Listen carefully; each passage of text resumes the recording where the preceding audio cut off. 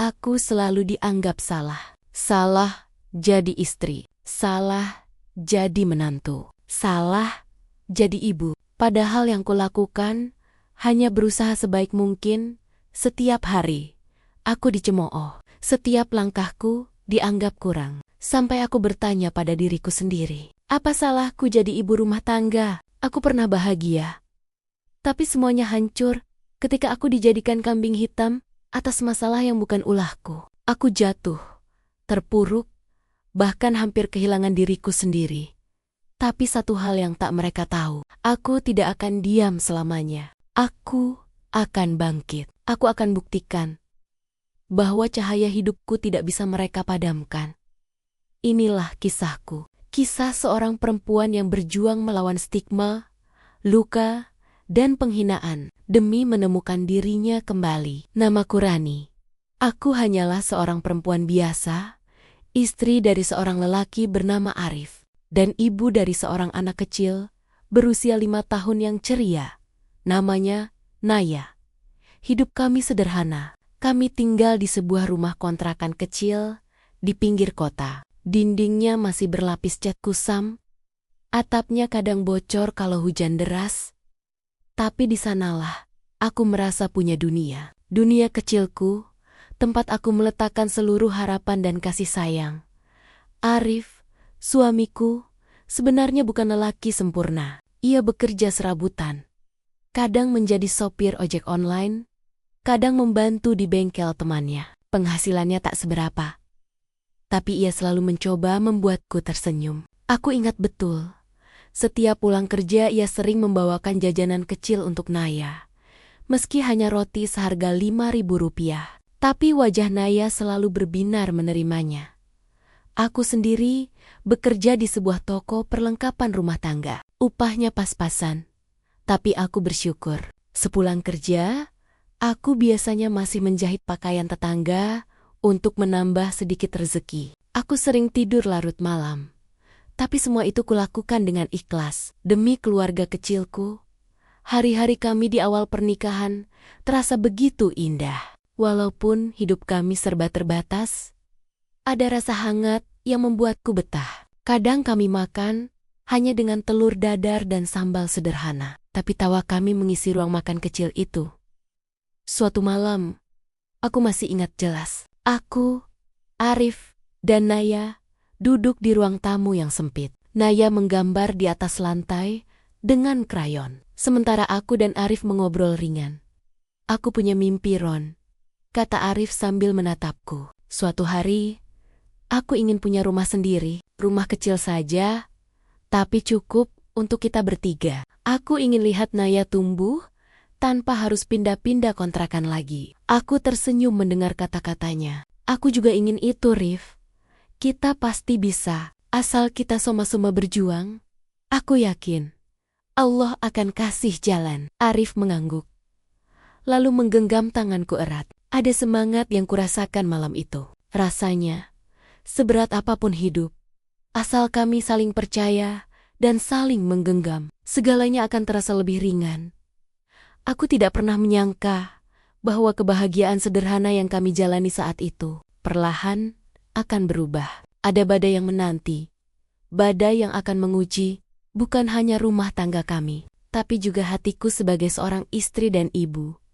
Tapi untuk malam itu, aku hanya ingin menikmati tawa kecil Naya dan genggaman hangat Arif.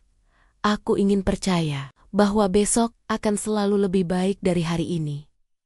Besok memang datang, tapi tidak selalu lebih baik dari hari ini. Pagi itu, aku terbangun lebih cepat dari biasanya. Naya masih terlelap di sampingku. Wajah polosnya membuatku merasa harus lebih kuat lagi. Aku menatapnya lama, membisikkan doa dalam hati agar ia selalu diberi kebahagiaan. Lalu aku bangkit, menyiapkan sarapan sederhana untuk Arif. Nasi hangat, tempe goreng, dan sambal yang kubuat semalam. Ron, kamu gak capek kerja terus? Tanya Arif pelan saat kami duduk di meja makan kecil. Ia terlihat memperhatikanku dengan mata yang sedikit redup. Aku tersenyum, menahannya agar tidak berubah menjadi keluhan. Capek itu pasti, Rif. Tapi lihat Naya, lihat kamu. Semua jadi ringan. Kita harus kuatkan. Arif terdiam. Aku tahu, ia sedang memikirkan sesuatu. Aku ingin percaya bahwa ia memikirkan masa depan kami. Tentang rumah kecil yang dulu ia sebut sebagai mimpi. Tapi di balik tatapannya, aku merasakan ada beban yang mulai menekan. Hari-hari berikutnya berjalan seperti biasa. Aku bekerja di toko dari pagi hingga sore, lalu malamnya menjahit pakaian pesanan tetangga. Naya sering duduk di sampingku, menggambar atau berceloteh kecil. Sementara Arif terkadang menggantar jemput penumpang dengan motor tuanya. Aku mencoba menyeimbangkan semuanya. Pekerjaan, rumah, anak, dan suami. Kadang aku terlalu lelah hingga tertidur di kursi dengan benang masih tergulung di tangan. Arif akan membangunkanku pelan, menyelimuti tubuhku, lalu berbisik, "Terima kasih sudah berjuang, Ron." Kalimat itu, meski sederhana, membuatku selalu punya tenaga untuk bertahan. Namun, kebahagiaan kecil itu hanya bertahan sementara. Perlahan, aku mulai merasakan jarak yang tidak pernah kusadari sebelumnya. Arif lebih sering diam. Senyumnya semakin jarang muncul. Aku masih berusaha menutup mata, berpura-pura bahwa semuanya baik-baik saja. Tapi jauh di lubuk hatiku, aku tahu ada sesuatu yang sedang menunggu untuk pecah, dan ketika itu pecah, tidak ada lagi yang sama. Aku masih ingat jelas malam itu. Hujan turun deras, atap kontrakan bocor di beberapa sudut, menetes di lantai, dan membuat Naya berlarian sambil tertawa kecil. Aku seharusnya ikut tertawa. Tapi entah mengapa, dadaku terasa sesak. Arif duduk di kursi, menatap kosong ke arah jendela. Biasanya ia akan ikut bermain dengan Naya. Tapi kali ini ia diam, seolah pikirannya melayang entah kemana. "Ada apa, Rif?" tanyaku pelan, sambil membereskan ember untuk menampung air bocoran. Ia hanya menggeleng, senyumnya hambar, bahkan nyaris tidak terlihat. Aku mencoba mengalihkan suasana. Lihat Naya. Rif, dia bisa ketawa, meski hujan bocor begini. Anak kecil memang selalu tahu cara bahagia ya. Arif menoleh sebentar, lalu mengusap kepala Naya. Tapi setelah itu, ia kembali terdiam. Malam itu, aku tidur dengan perasaan tidak tenang. Ada sesuatu yang mulai retak. Tapi aku tidak tahu apa. Semua tampak normal. Namun hatiku merasakan ada yang berbeda. Hari-hari setelahnya, aku masih berusaha meyakinkan diri bahwa semua baik-baik saja. Aku tetap bekerja keras di toko, tetap menjahit pesanan tetangga, tetap menyiapkan makanan sederhana untuk keluarga. Tapi setiap kali aku pulang, aku sering mendapati Arif duduk dengan wajah muram. Senyum yang dulu menjadi penguatku, kini semakin jarang kutemukan. Aku bertanya pada diriku sendiri, apakah ini hanya lelah, ataukah mimpi kecil kami tentang rumah dan kebahagiaan perlahan memudar? Aku tak tahu jawabannya. Yang aku tahu hanyalah satu, badai itu semakin dekat, dan aku tidak bisa lari darinya. Dan benar saja, badai itu datang lebih cepat dari yang kubayangkan. Suatu pagi, Arif pulang dengan wajah murung. Motor tuanya berhenti di depan rumah, dan ia duduk lama tanpa berkata apa-apa. Aku keluar menyambutnya dengan senyum, mencoba mencairkan suasana. "Kenapa, Rif? Kok pulang cepat?" tanyaku. Arif menghela napas panjang. "Bengkel tempat aku bantu-bantu nggak bisa bayar aku lagi," katanya. "Mereka harus mengurangi orang." Aku terdiam. Jantungku berdegup kencang. Meski bibirku memaksa tersenyum. "Nggak apa-apa, Rif. Nanti juga ada jalan. Kamu bisa cari yang lain." Arif menatapku dengan mata yang lelah. "Kamu selalu bilang ada jalan, Ron. Tapi kamu nggak tahu rasanya jadi aku. Laki-laki yang nggak bisa menafkahi keluarganya dengan layak." Aku ingin memeluknya, mengatakan bahwa aku mengerti, bahwa aku tidak menuntut apa-apa darinya. Tapi kata-kata itu tertahan di tenggorokanku. Aku hanya bisa duduk di sampingnya, menggenggam tangannya. Meski genggamannya terasa dingin dan rapuh. Sejak hari itu, Beban hidup benar-benar jatuh di pundakku. Aku bekerja di toko lebih lama, mengambil lembur setiap kali ada kesempatan. Malamnya, aku menjahit hingga larut, kadang sampai mata terasa perih. Aku berusaha menutupi semua kekurangan. Aku tidak ingin Arif merasa semakin rendah diri. Aku tetap menyiapkan makanan, tetap tersenyum di depan Naya, tetap mengucap doa dalam hati, agar semua ini hanya sementara. Tapi pelan-pelan aku mulai merasakan perubahan. Arif bukan lagi lelaki yang dulu menyemangatiku. Ia sering murung, mudah tersinggung, dan kadang melemparkan keluhan kecil yang menusuk hatiku.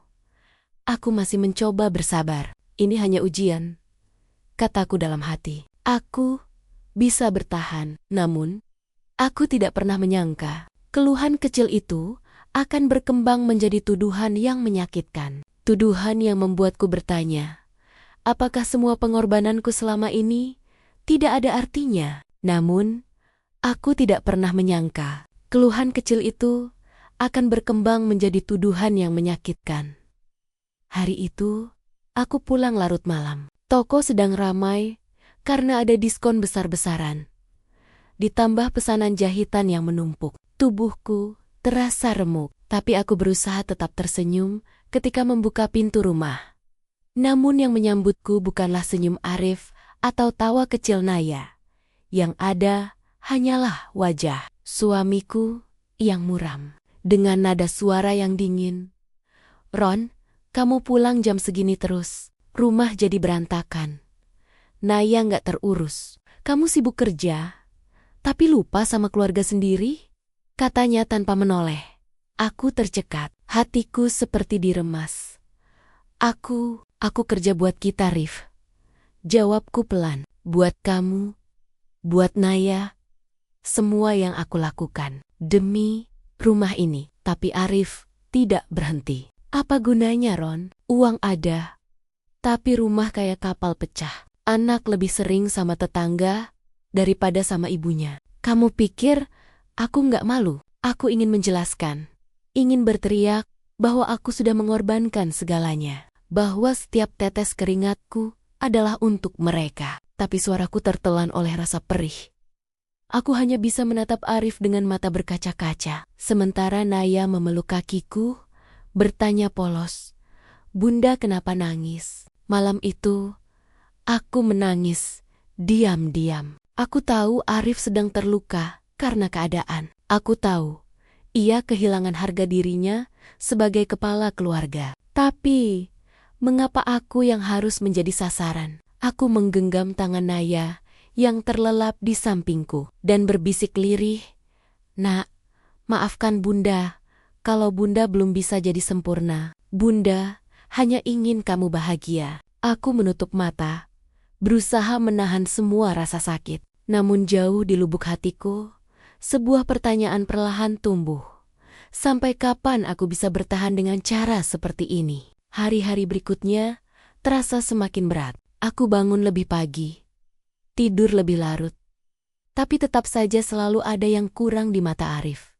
Suatu sore, aku baru saja selesai menjemur cucian ketika Arif pulang. Wajahnya tampak kesal, dan tanpa basi-basi, ia langsung berkata, Ron, kamu sibuk kerja terus. Lihat rumah ini.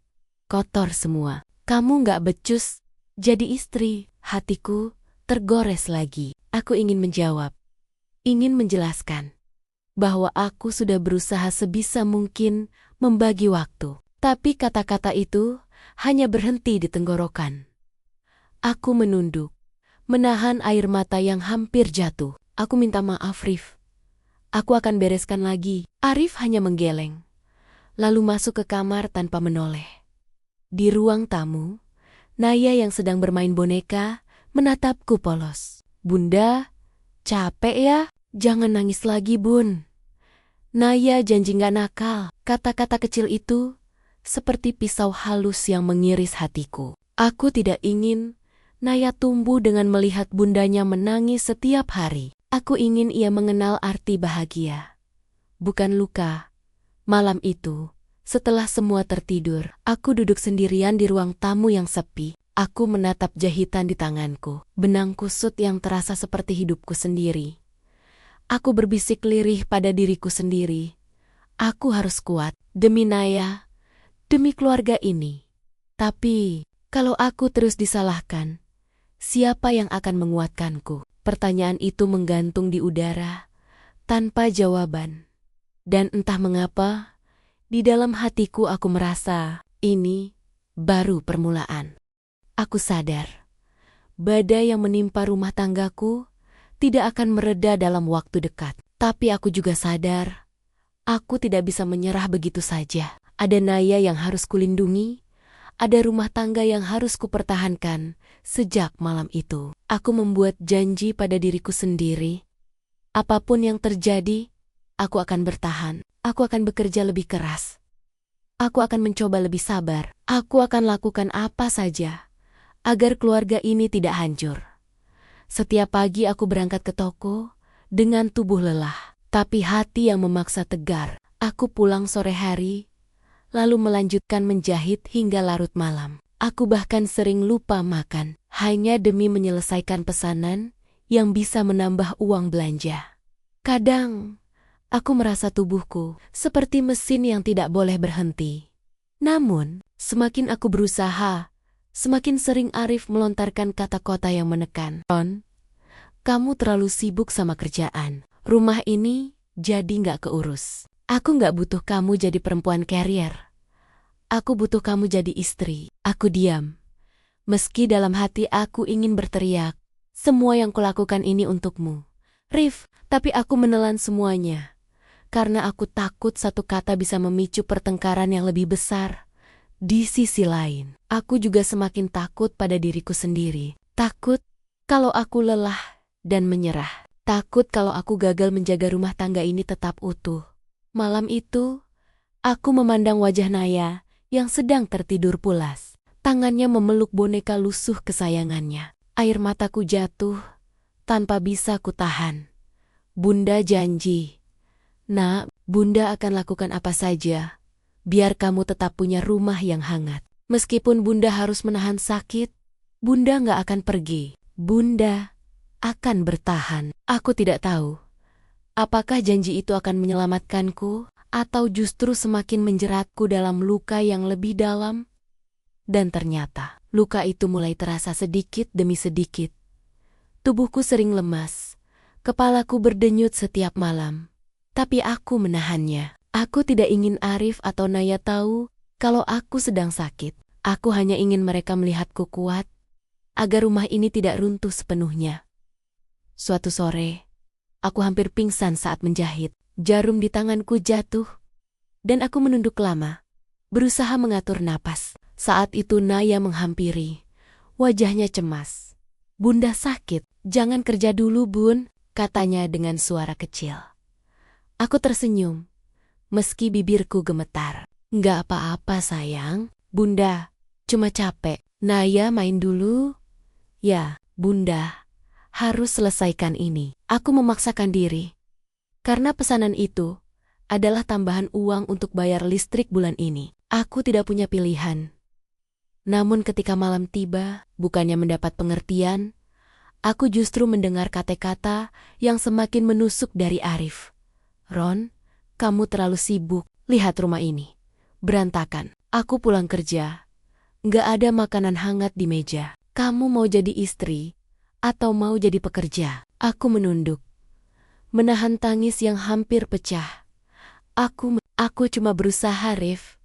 Aku ingin semua kebutuhan kita tercukupi. Arif mendengus, lalu masuk ke kamar tanpa menoleh. Kata-kata itu meninggalkan bekas yang jauh lebih sakit daripada rasa lelah di tubuhku. Malam itu, aku duduk di ruang tamu, memeluk lututku sendiri. Dalam kesunyian, aku baru benar-benar sadar. Aku bukan hanya melawan lelah, tapi juga melawan kesalahpahaman yang semakin menjeratku. Dan entah sampai kapan, aku bisa melawan semuanya sendirian. Pikirku malam itu, sambil menatap gelap yang begitu sunyi. Hari-hari berikutnya terasa semakin berat. Aku mulai sering lupa makan karena sibuk menyelesaikan pesanan. Tubuhku semakin kurus, wajahku pucat, Tapi aku berusaha menutupi semuanya dengan senyum palsu, namun semakin aku berusaha, semakin aku merasa tersisih. Suatu sore, aku mendengar Naya berkata pada ayahnya dengan polos. "Ya, kenapa Bunda sering meri-mera sama Naya? Dulu Bunda sering bacain dongeng sebelum tidur, sekarang Bunda sering ngantuk dan sibuk." Hatiku langsung remuk. Aku berdiri terpaku di balik pintu. Mendengar kata-kata putriku sendiri, aku ingin menjelaskan bahwa aku tidak pernah berhenti mencintainya. Aku hanya terlalu lelah, tapi mulutku terkunci. Arif hanya menarik napas panjang, lalu menjawab datar. "Naya, sabar ya, mungkin Bunda memang gak peduli lagi." Seakan-akan jantungku diremas. Kata-kata itu bukan hanya merendahkan aku sebagai istri, tapi juga merenggutku sebagai seorang ibu di depan anakku sendiri. Malamnya aku mencoba mendekati Naya, membelai rambutnya. "Naya sayang, maaf ya kalau Bunda sering sibuk. Bunda janji, Bunda akan lebih banyak waktu sama Naya." Tapi Naya hanya mengangguk tanpa menatapku, lalu memalingkan wajah. Saat itu, aku merasa benar-benar gagal. Gagal jadi istri, gagal jadi ibu. Aku kembali ke kamar dengan air mata yang tidak bisa lagi kutahan. Dan di sana, aku hanya mendapati Arif tidur membelakangi tanpa sedikit pun peduli. Aku merasa aku tidak punya siapa-siapa lagi. Dan seolah semesta ingin menguji lebih jauh. Keesokan harinya, kabar mengejutkan datang. Ibu mertua menelepon. Suaranya terdengar dingin, tapi tegas. "Rani, besok kamu harus datang ke rumah.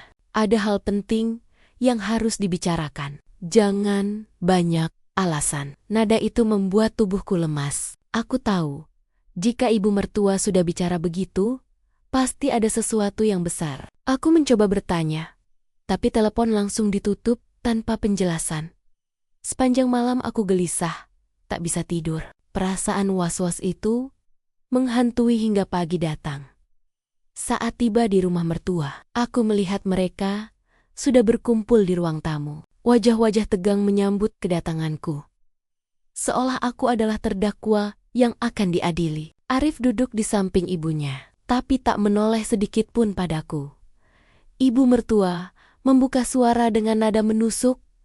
"Rani, keluarga sudah membicarakan ini. Kami lihat kamu terlalu sibuk, terlalu capek, sampai Naya pun merasa diabaikan. Arif juga sudah banyak mengeluh. Jadi kami pikir, mungkin lebih baik Naya tinggal dulu bersama kami." Aku terdiam. Jantungku seakan berhenti berdetak. Anak yang selama ini menjadi alasan aku bertahan, sekarang ingin direbut dari pelukanku.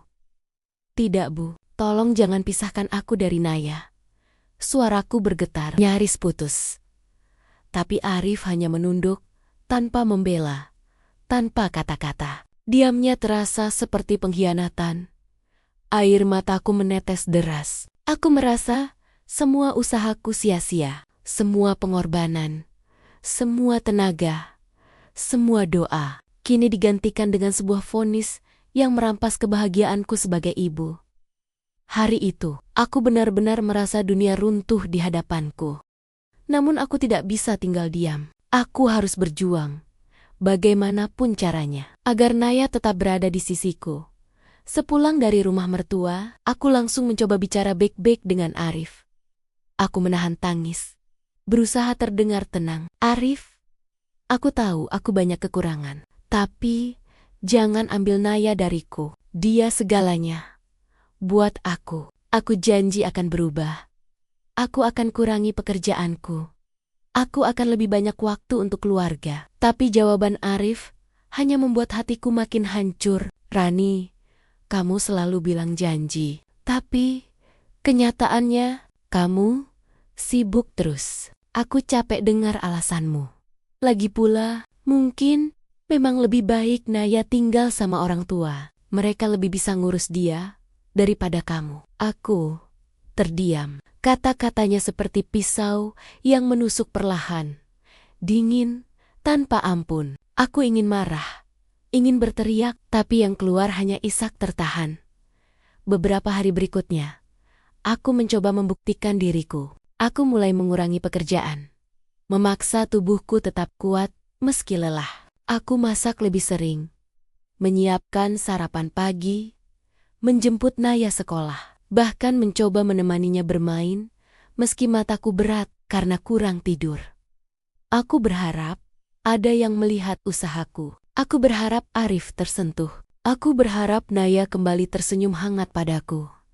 Tapi kenyataannya, semua sia-sia. Suatu malam, aku mendengar Arif berbicara dengan ibunya lewat telepon di ruang tamu. "Ya Bu, Rani memang lagi sok berubah, tapi aku rasa itu nggak akan lama. Lebih baik Naya tetap ikut ibu." Tubuhku lemas seketika. Bahkan ketika aku sudah mencoba mati-matian, ternyata bagi mereka, aku tetap salah. Aku tetap dianggap tidak mampu. Malam itu aku menangis sendirian, berbisik dalam doa. "Tuhan, apa aku memang sudah tidak layak jadi seorang ibu?" bisikku di malam penuh air mata itu. Dan seakan doa lirihku tidak terdengar, pagi berikutnya aku menerima kenyataan yang lebih pahit. Arif pulang lebih awal sore itu. Wajahnya dingin, tanpa senyum. Ia duduk di ruang tamu bersama ibu dan kakaknya yang sengaja datang. Saat aku keluar dengan membawa segelas teh, suasana begitu mencekam. Ibu mertua membuka suara dengan nada tegas, "Rani, kami sudah sepakat. Demi kebaikan Naya, minggu depan dia akan tinggal di rumah kami. Kamu boleh mengunjunginya kapan saja. Tapi biarkan kami yang merawat." Gelas di tanganku hampir jatuh. Nafasku tercekat. Tubuhku gemetar. "Tidak, Bu, jangan lakukan itu. Naya butuh ibunya. Dia butuh aku." Tapi ibu mertua menatapku tajam.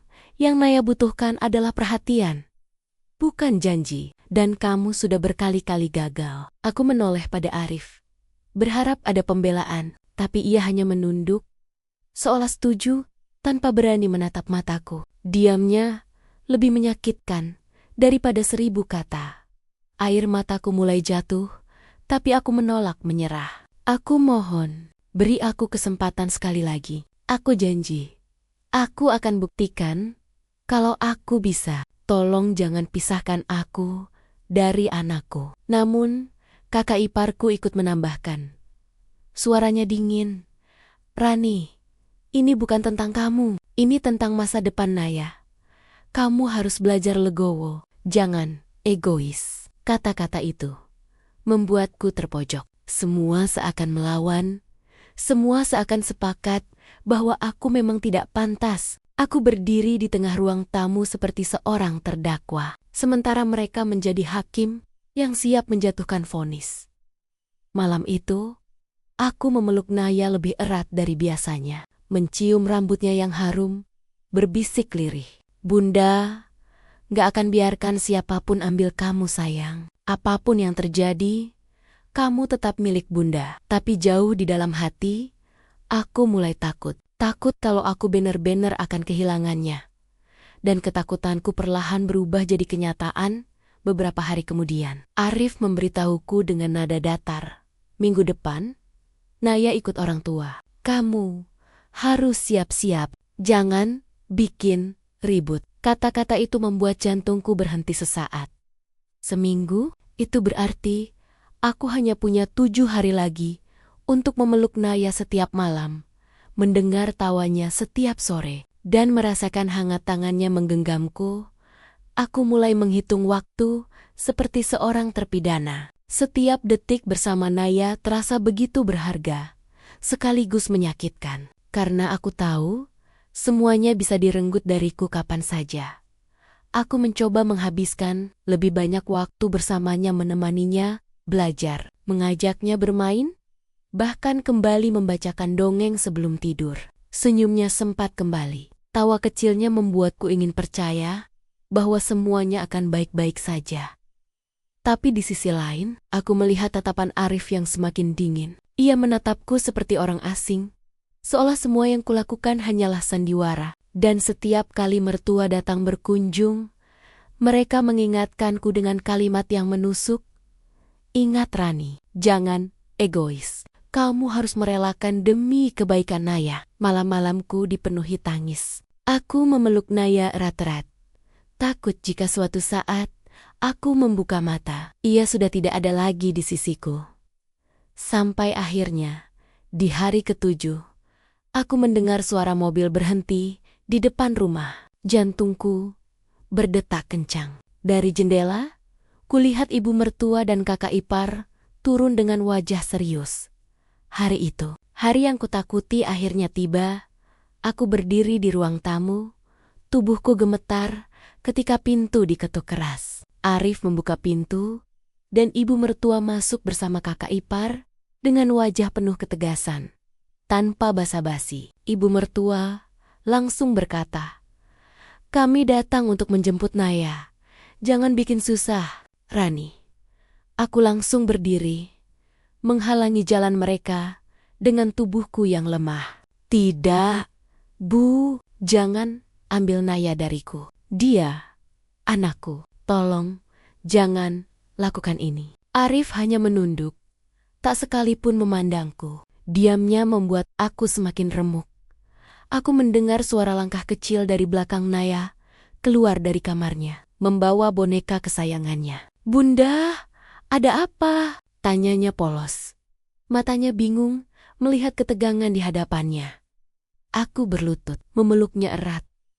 Seolah kalau aku melepasnya, aku akan kehilangan segalanya. "Naya, sayang, jangan pergi dari Bunda ya. Tetap di sini, sama Bunda." Suaraku pecah, air mataku membasahi rambutnya. Tapi ibu mertua mendekat, mengulurkan tangan ke arah Naya. "Nak, ikut nenek ya. Di sana, kamu akan lebih bahagia. Bunda kamu kan sering capek, sering sibuk." Naya menatapku dengan mata berkaca-kaca. "Bunda, Naya maunya sama Bunda." Kalimat itu membuat hatiku bergetar hebat. Aku semakin mengeratkan pelukan, seolah dunia bisa runtuh. Tapi aku tidak akan menyerahkan anakku. Namun Arif akhirnya angkat bicara. Nadanya tegas. "Rani, cukup. Jangan buat anak bingung. Ini keputusan terbaik." Aku menoleh padanya dengan mata basah. Berteriak lirih, "Bagaimana bisa ini yang terbaik? Bagaimana bisa kau ambil anak dari ibunya sendiri?" Suasana menjadi kacau. Tangisku, rengekan Naya, dan nada keras mertua bercampur jadi satu. Hingga akhirnya, aku hanya bisa menggenggam tangan kecil Naya. Takut kalau sebentar lagi genggaman itu akan direnggut paksa. Hari itu, aku merasa tanganku hampir benar-benar kehilangan Naya. Dan saat genggaman kecil itu hampir direbut, aku sadar hanya ada satu pilihan terakhir yang bisa kulakukan. Melawan, bukan dengan amarah, tapi dengan keberanian. Aku menatap mata ibu mertua dengan sisa kekuatan yang kupunya. Suaraku bergetar. "Tapi penuh tekad, Bu. Kalau ibu yakin aku tidak pantas jadi ibu, buktikan lewat cara yang benar. Jangan ambil paksa Naya dariku. Aku akan berjuang. Bahkan, jika harus lewat jalur hukum." Ruangan langsung hening. Semua menatapku, terkejut mendengar keberanian yang tak pernah mereka duga. Arif mendengus. "Rani, jangan mempermalukan diri sendiri.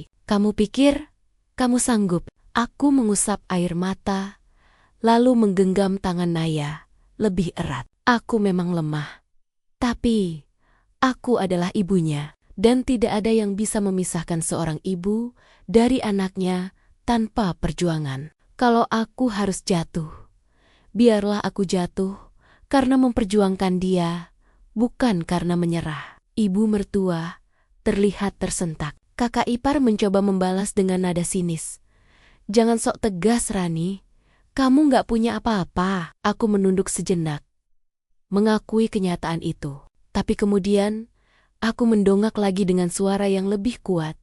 "Benar, aku tidak punya apa-apa, tidak punya harta, tidak punya kuasa, tapi aku punya hati seorang ibu. Dan itu cukup untuk melawan siapa saja." Tangisku pecah, tapi kali ini bukan tangis kelemahan, melainkan tangis keteguhan. Aku tahu, risikonya besar. Aku tahu, mungkin aku akan menghadapi banyak hinaan. Mungkin aku akan kalah. Tapi di dalam hatiku, satu hal jelas. Aku tidak akan menyerahkan Naya begitu saja. Hari itu, aku memutuskan untuk mengambil jalan yang paling berat. Jalan di mana aku harus mempertaruhkan segalanya demi mempertahankan anakku. Dan benar saja, sejak aku mengucapkan tekad itu, hidupku berubah.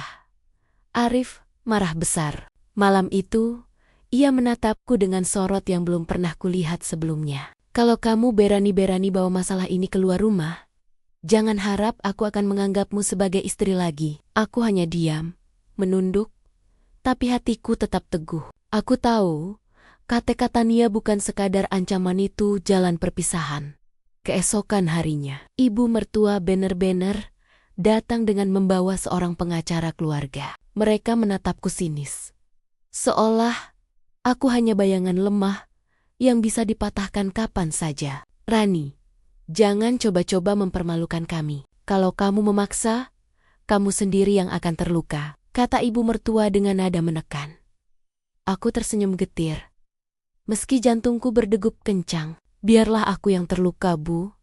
Asal jangan Naya yang kehilangan ibunya. Hari-hari berikutnya menjadi lebih berat. Aku harus mencari bantuan, tapi siapa yang akan percaya pada seorang istri yang bahkan tidak didukung suaminya sendiri? Teman-teman menjauh, takut ikut terseret konflik keluarga besar. Tetangga hanya berbisik-bisik, membicarakanku di belakang. Aku benar-benar sendiri. Namun setiap kali aku hampir runtuh, aku melihat wajah Naya yang polos, senyum kecilnya yang menguatkanku. Dan di sanalah aku menemukan alasan untuk tetap berdiri. Aku mulai mengumpulkan bukti, kecil-kecil foto-foto kebersamaan dengan Naya, catatan harian yang kutulis tentang tumbuh kembangnya, bahkan suara rekaman tangis Naya saat memanggilku. Semua itu kusimpan rapat, seolah menjadi senjata terakhir yang bisa kuperlihatkan pada dunia. Mungkin aku hanyalah seorang ibu rumah tangga biasa, tanpa kekuatan, tanpa kekayaan. Tapi di balik semua kelemahanku, ada cinta yang tak akan pernah bisa mereka kalahkan. Hari itu aku berjanji dalam hati, aku akan melawan, meski harus menghadapi dunia sendirian. Dan akhirnya, saat itu, tiba hari di mana semua dipertaruhkan. Ruang mediasi keluarga dipenuhi wajah-wajah tegang. Ibu mertua duduk angkuh di samping pengacaranya. Kakak ipar dengan tatapan meremehkan. Sementara Arif duduk dingin, tanpa sedikit pun menoleh padaku. Di seberang, aku duduk sendiri, hanya ditemani setumpuk kertas dan bukti yang kupersiapkan dengan penuh air mata. Mereka membuka argumen dengan suara lantang, menuduhku lalai, sibuk dengan pekerjaan, tidak bisa memberi perhatian pada Naya. Kota-kota itu menusuk telingaku, membuatku hampir goyah. Tapi ketika mataku menatap ke arah pintu, aku melihat Naya yang menunggu di luar ruangan, memeluk bonekanya dengan wajah cemas. Saat itulah aku tahu, aku tidak boleh kalah. Dengan suara bergetar, aku mulai bicara. Benar, aku lelah. Benar, aku sibuk. Tapi itu semua kulakukan demi anakku. Setiap malam aku bekerja agar dia bisa sekolah, agar dia punya masa depan. Kalau aku terlihat lalai, itu bukan karena aku tidak sayang. Justru karena aku mencintainya lebih dari hidupku sendiri. Aku mengeluarkan foto-foto Naya sejak bayi, coretan kecilnya di buku, rekaman suaranya memanggilku sebelum tidur. Air mataku jatuh tanpa bisa kutahan. Dia tidak hanya butuh kenyamanan. Dia butuh kasih sayang ibunya, dan itu hanya aku yang bisa memberikannya. Tolong, jangan renggut aku sebagai seorang ibu. Ruangan hening. Suaraku mungkin tidak lantang, tapi hatiku bicara dengan kekuatan yang bahkan tidak bisa ditolak oleh siapapun. Ibu mertua terlihat gelisah. Kakak ipar berbisik-bisik. Dan untuk pertama kalinya, aku melihat Arif menatapku. Tatapan itu tidak lagi sedingin sebelumnya, ada keraguan di matanya. Ada sesuatu yang goyah. Hari itu, Aku tidak tahu apakah aku menang atau kalah. Tapi satu hal yang pasti, aku telah memperjuangkan Naya dengan seluruh jiwa ragaku, dan aku siap menerima apapun akibatnya. Air mata yang jatuh di pipiku bukan hanya karena sakit hati, tapi juga karena aku mulai merasa kehilangan diriku sendiri. Itulah kalimat terakhir yang kuucapkan dalam hati sebelum akhirnya konflik besar itu pecah. Malam itu, rumah kami terasa seperti medan perang. Suamiku pulang larut dengan wajah kusut, mungkin karena lelah, atau mungkin karena masalah di luar rumah. Tapi entah kenapa, semua amarahnya ditumpahkan kepadaku. Semua ini gara-gara kamu. Kamu gak pernah ngerti aku. Suaranya menggelegar, membuat tubuhku gemetar.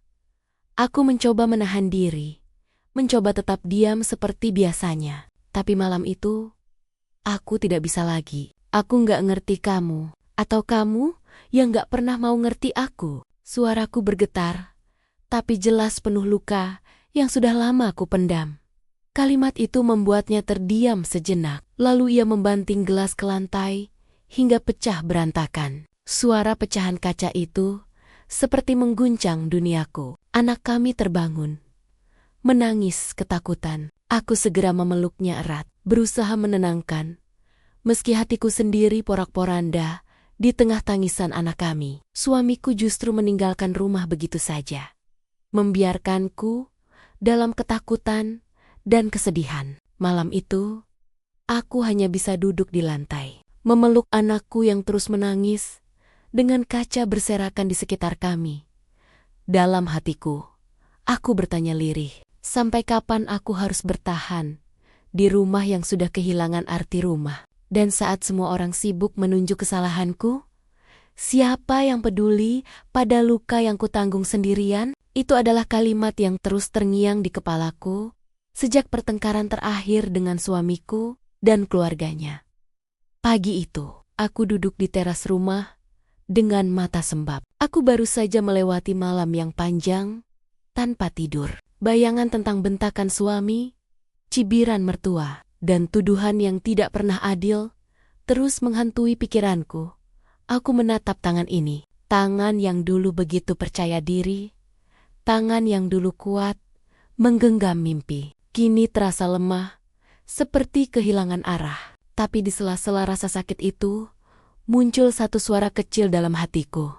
Aku harus bangkit. Aku bukan boneka. Aku manusia yang punya hati dan harga diri. Hari itu, aku memutuskan untuk mengambil langkah yang berbeda. Aku mulai menulis kembali di buku catatanku, buku yang sudah lama kutinggalkan. Aku menulis semua keluh kesah, semua luka, semua impian yang masih tersisa. Kata demi kata mengalir, dan untuk pertama kalinya, aku merasa sedikit lega.